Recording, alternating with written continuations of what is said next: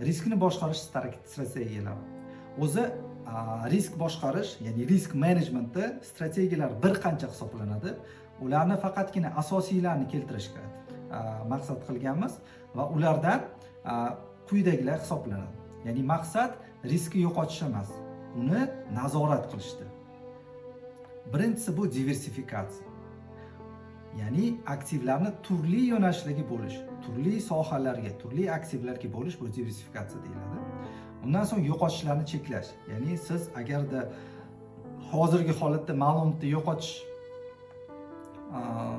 da bo'lsangiz, uni yo'qotish zarur. Ya'ni cheklash kerak, uni to'xtatish kerak. Asoslangan qarorlar asosida. Ya'ni doimiy ravishda investitsion qarorlar bo'ladigan bo'lsa, doimiy bu fundamental, texnik, makro va shunga o'xshash bir qator asoslar bilan bo'lishi zarur. Undan so'ng bu uzoq muddatli strategiya. Ya'ni yana bir bor aytaman, investitsiya bu uzoq muddatli-da sprint emasda, qisqa muddatli, ya'ni uzoq muddatli marafon hisoblanadi. Ya'ni sizni doimiy ravishda uzoq muddatli strategiyangiz bo'lishingiz kerak.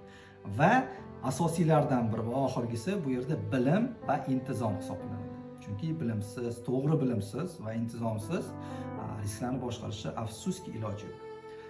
Investor uchun eng katta himoya bu bilim va reja. Ya'ni bu narsa doimiy bo'lishi kerak.